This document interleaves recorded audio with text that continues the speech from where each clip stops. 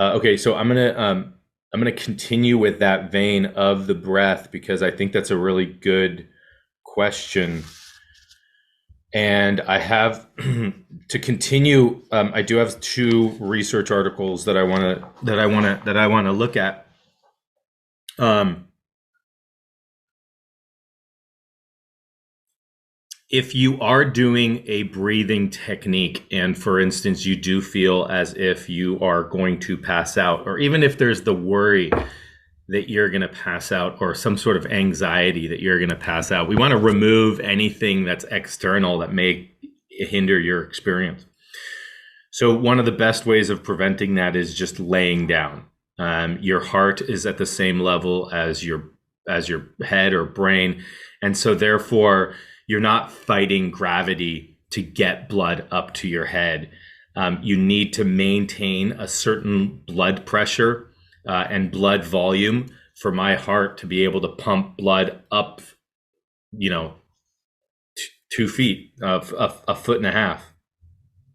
What's interesting about doing breath work or breathing techniques is that number one, if you are breathing through your nose, which is very much recommended, you are increasing the nitric oxide levels.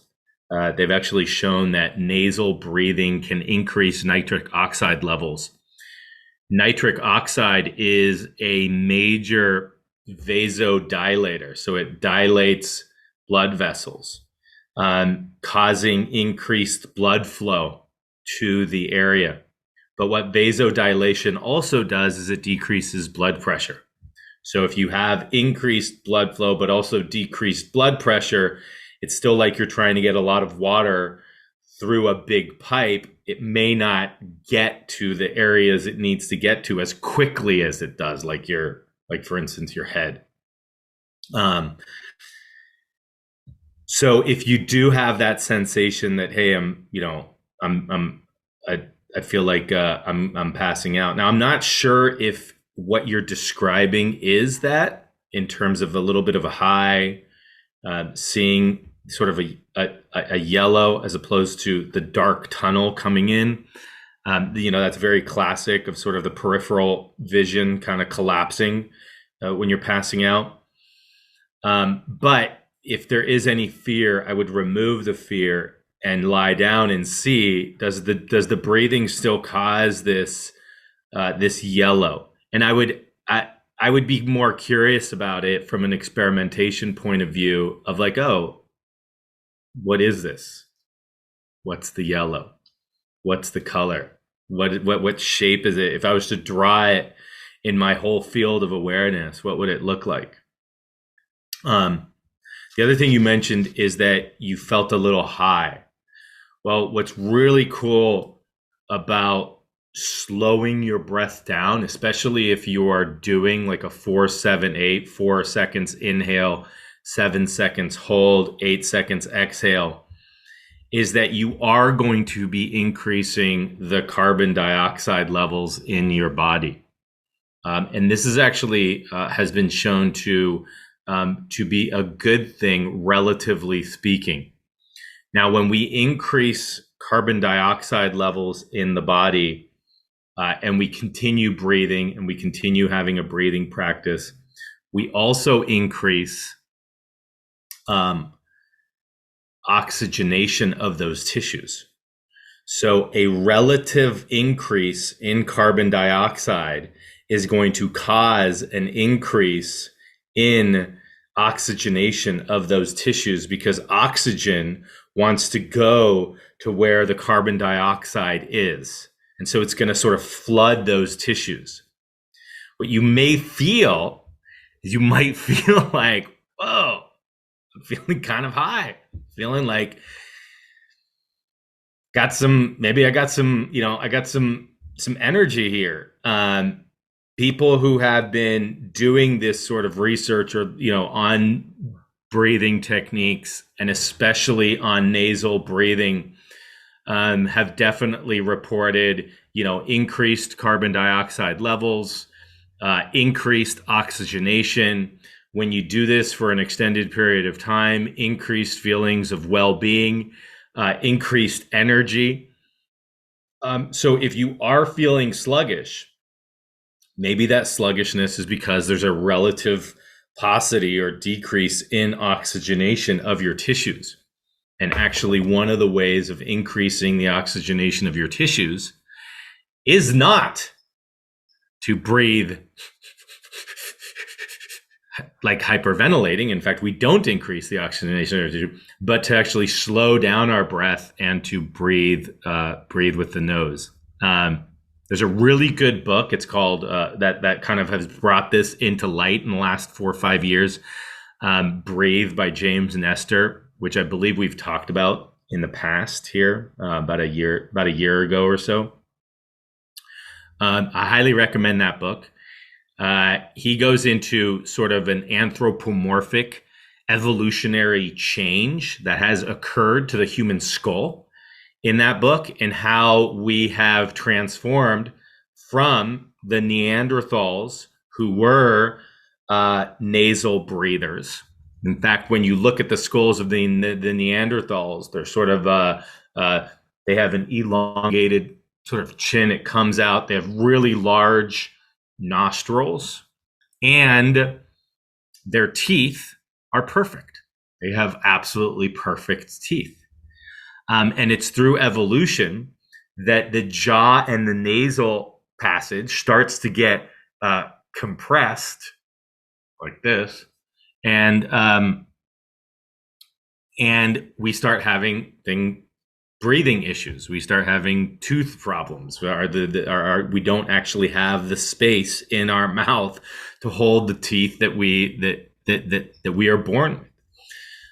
In his book Breathe, we have he did some experiments on himself where, for instance, he took two silicone plugs and plugged his nose, and he did that for 10 days or 14 days. I can't remember how many days it was, but within just a few days, his blood pressure increased by like 13 or 15 points.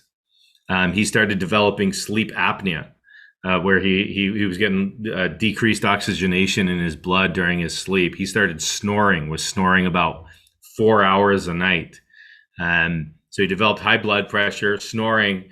I believe they even checked his lipids, and he was developing hypertriglyceridemia, hypercholesterol. Anyways, he then takes out the plugs, and the other thing that he developed was decreased heart rate variability, which is something that I want to discuss today as well. And decreased heart rate variability is an indicator of sort of chronic stress, just by plugging his nose and by breathing through his mouth. Then he took out the plugs, and within a few days, his blood pressure started decreasing. His snoring decreased from 4 hours a night to I don't know what it was, maybe 10 minutes a night or something like that. He had a decreased ability to concentrate, and then had increased ability to concentrate after nasal breathing. And he was not a nasal breather, but when he looked at the research of nasal breathing, he noticed that it was so profound that one of the things that we've lost through evolution is this ability to breathe through our nose. And the ability to breathe through our nose also increases the oxygenation in our blood. It also increases nitric oxide in our blood, increasing blood flow through the blood vessels. And so he recommends in his book, and you'll see some other studies of trying to train yourself to nasal breathe. And what that involves is actually taking like a piece of tape and putting it over your lips like this, so that it's sort of like a Charlie Chaplin mustache, but it comes down over your mouth, and you have enough space on the side if you need to take a breath, but it's sort of teaching you to keep your mouth closed when you are breathing. After all the research that he did, essentially, and from the research that we looked at as well last week, he came up with essentially, two sort of questions to ask yourself in terms of helping yourself breathe is, are you breathing through your nose? So are you nasal breathing or are you mouth breathing? If you're mouth breathing, you're not getting the added health benefits of nasal breathing and may actually be harming yourself. You may actually be causing chronic diseases to manifest. So am I breathing through the nose? And then how quickly or how slowly am I breathing? And can I breathe slower? Can I breathe slower? Can I decrease the rate of my breath? So essentially, you just kind of go throughout your day, right? And one question you can ask yourself is sort of, what am I paying attention to? Where is my mind? Where is my attention being directed to? And the other one is, how am I breathing? How am I breathing? And if you're breathing through your nose, great. Am I breathing through my nose? How quickly am I breathing? To try to decrease wherever you're at, to try to get to that level of, below 10 breaths a minute. Optimal in terms of the research that I've looked at is really anywhere between 4 to 6 breaths a minute. 4 to 6 breaths a minute. And if you notice it, for instance, in the 4, 7, 8, that's about three breaths a minute, right? So you're really decreasing it. So you are going to get that increase. So your carbon dioxide levels are going to increase. And then when you take a breath in, your oxygenation is going to increase. So that high might actually be sort of increased oxygenation of your tissues. Maybe the 4, 7, 8, maybe that's too short or that's too low for you. So, maybe doing like a 4, 6, 6 or something like that, where you're doing 4 or 5 breaths a minute. And then as your body starts to become more accustomed to the carbon dioxide and to the increased oxygenation, then you can actually expand it and keep going more. One of the things that he noticed was something called heart rate variability, that he was measuring his heart rate variability, and that he noticed that when he was mouth breathing, his heart rate variability decreased.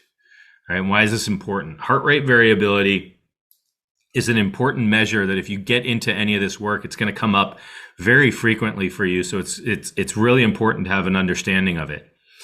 Essentially, what heart rate variability is the definition is the ability of our heart rate to be variable. Fairly straightforward.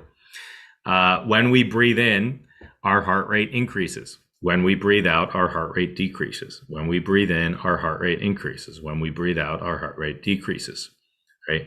People who have resiliency in their nervous system have what's called high heart rate variability, meaning that when you breathe in, your heart rate increases nice and evenly with your breath, and then when you breathe out, it decreases, and you have this real nice sort of flux. It almost looks like a sinusoidal wave, like a perfect sort of wave, and that's considered high heart rate variability. Then, if you don't have a resilient nervous system, okay, and you breathe in and breathe out, you might not have such a nice sort of dynamic increase and decrease. So you have a low heart rate variability. So your heart rate might be